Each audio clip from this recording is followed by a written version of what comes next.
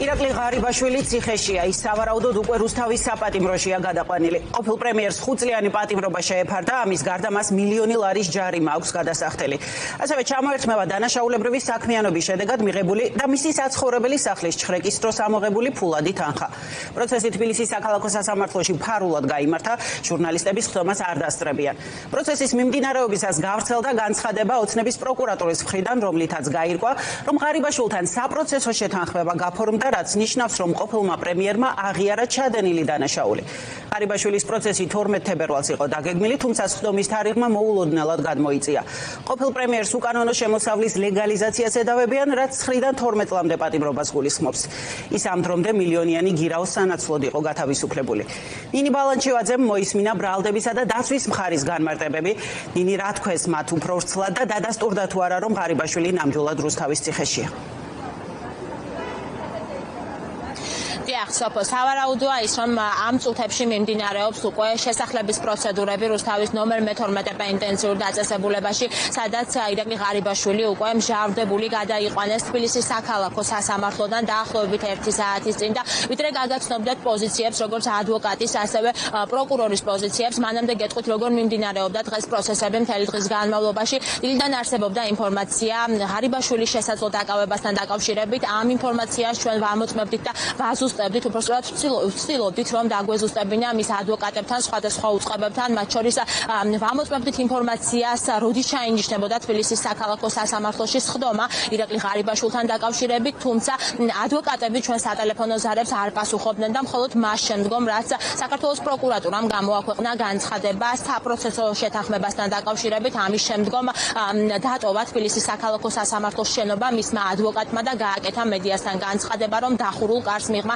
დაახლოებით 9 საათის განმავლობაში მიმდინარეობდა ყოფილი პრემიერის სასამართლო პროცესი. მან ეს დანაშაული აღიარა, რაც ედებოდა ბრალად, თუმცა აქ ადვოკატი ხაზს უსვამს იმას, რომ ირაკლი ღარიბაშვილს მისი დაცვის ქვეშ მყოფს არ ჩაუდენია სამოხელეო დანაშაული და ამ შემთხვევაში ის აღიარებს იმას, რომ ბიზნესიდან შემოსული თანხების დეკლარირება არ მოხდა და შესაბამისად ამ ნაწილში ის თავს დამნაშავედ მიიჩნევს და გაფორმდა, როგორც უკვე გითხარით, საპროცესო შეთანხმება და მას განესაზღვრა 5 წლით თავისუფლების აღკვეთა. 9 საათის განმავლობაში მიმდინარეობდა დღეს თბილისის საქალაქო სასამართლოში ეს პროცესი, თუმცა როგორც უკვე გითხარით, ჩვენთვის უცნობი იყო საერთოდ როდის შემოიყვანეს ირაკლი ღარიბაშვილი და ადვოკატების მხრიდან არ ჰქონდა ინფორმაცია, რომ დღეს უნდა ყოფილიყო ეს პროცესი, მიუხედავად იმისა, რომ ამ ინფორმაციის გადამოწმებას ჩვენ დილიდან ვცდილობდით და გარდა იმისა, რომ მას განესაზღვრა 5 წლით პატიმრობა, ასევე ჩვენ ადვოკატმა მოგვაწოდა ინფორმაცია, რომ ჩამოერთვა 2 ავტომობილი და ასევე დაეკისრა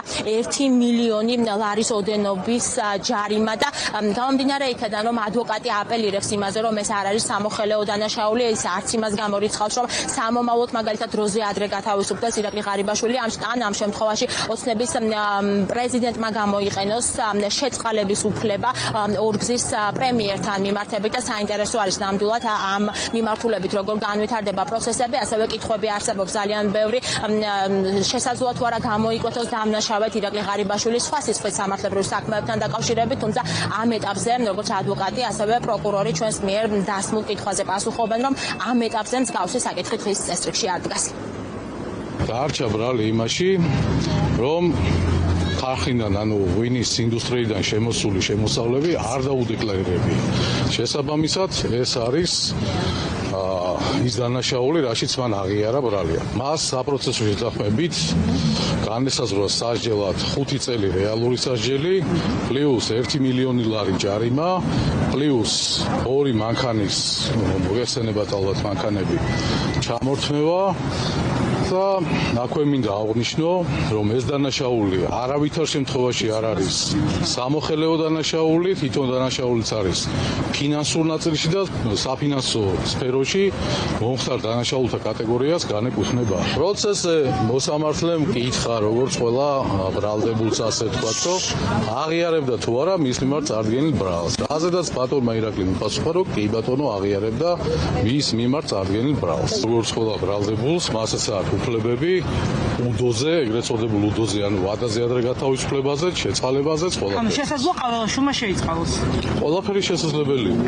არ გამოვიწყოთ. მაგრამ რა ვიცი, რა უნდა შეიწყალოს, დაიჭირეს ადამიანი 5 წელი უნდა იჯდეს და არ ვიცი. ან რატომ დაჩქარდა პროცესი, რომელიც იყო ჩანიშნული ის რომ რაც უნდა დამთავრდეს, უნდა დამთავრდეს. ჯობია დღეს დამთავრდეს, ვიდრე ზეგ დამთავრდეს. აი მაგითო. ირაკლი ღარიბაშვილი ცნობილი იქნა დამნაშავედ 194 მუხლის მესამე ნაწილის გექვეყნების გათვალისწინებულ დანაშაულის ჩადენაში, რაც გულისხმობს უკანონო შემოსავლის ლეგალიზაციას, ასთან ახლავს დიდი ოდენობით, განსაკუთრებით დიდი ოდენობით შემოსავლის მიღება. შესაბამისად, სასამართლოს წარუდგინეთ შუამდგომლობა საქმის არსებითი განხილვის გარეშე განაჩენის გამოტანის თაობაზე, რომლის მიხედვითაც უკვე სასამართლომ იგი დამნაშავედ წარდგენილ ბრალდებაში, ხოლო სასჯელის სახელთოზომად განისაზღვრა 5 წლით თავისუფლების ახლდა. ირაკლი ღარიბაშვილმა სასამართლო პროცესზე აღიარა ჩადენილი დანაშაული, სწორედ ეს გახდა საფუძველი მას საპროცესო შეთანხმების გაფორმების და ეთანხმა იგი წარდგენილ პირობებს და შესაბამისად გაფორმდა საპროცესო შეთანხმება. უმეტეს შემთხვევაში საქმის წარმოადგენელი იყო არაერთი მოწმის ჩვენება, კონკრეტულ სახელსა და გვარებს მე ვერ დაგისახელებ.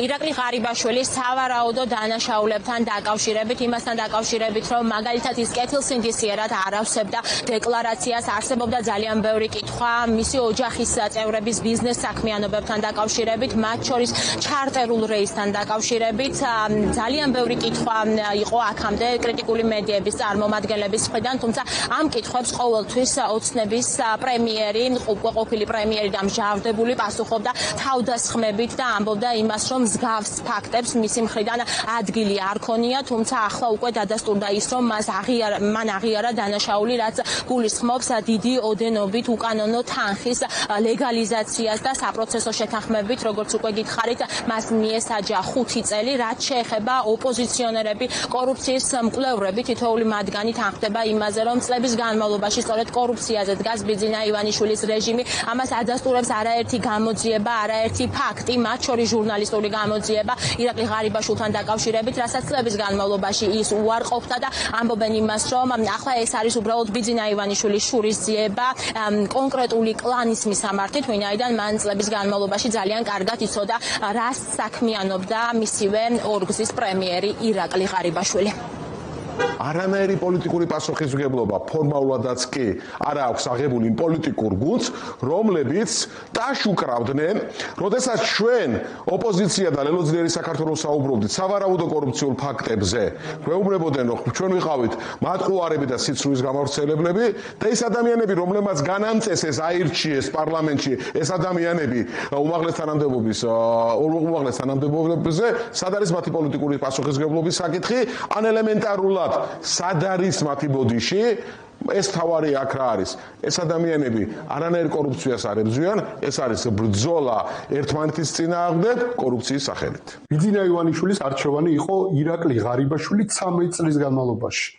ორჯერ პრემიერ-მინისტრი, თავდაცვის მინისტრი, შინაგან საქმეთა მინისტრი, პარტიის თავმჯდომარე, ეს იყო ბიძინა ივანიშვილის გადაწყვეტილებები, სწორედ მან შექმნა ეს კორუფციული სისტემა, ის არის პასუხისმგებელი ამ ყველაფერზე და თუ ვინმე უნდა იყოს ახლა ირაკლი ღარიბაშვილის გვერდით, უნდა იყოს ბიძინა ივანიშვილი. თუ ბრძოლა არის კორუფციის წინააღმდეგ, რა თქმა უნდა ბიძინა ივანიშვილი არის დამნაშავე და ცხადია ქართველი ხალხი მას აუცილებლად გაასამართლებს.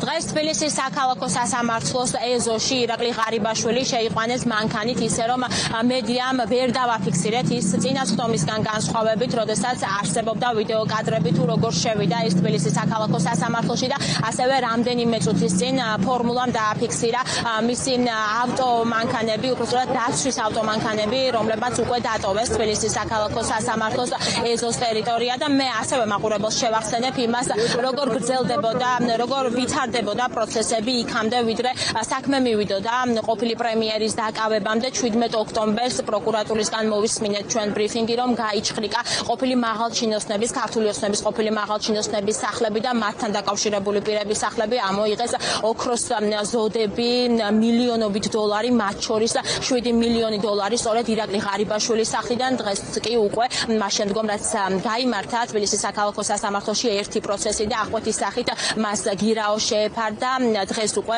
ვიგებთ პროკურატურის მხრიდან, რომ გაფორმდა შეთანხმება, საპროცესო შეთანხმება, ფარულად ჩაინიშნა ხტომა თბილისის საქალაქო სასამართლოში და უკვე საქალაქო სასამართლოდან ირაკლი ღარიბაშვილი, რომელიც უკვე არის მსჯავრდებული, გადაიყვანეს რუსთავის ნომერ მე-12 პენიტენციურ დაწესებულებაში და მას 5 წლის თავისუფლების აღკვეთა მიესაჯა.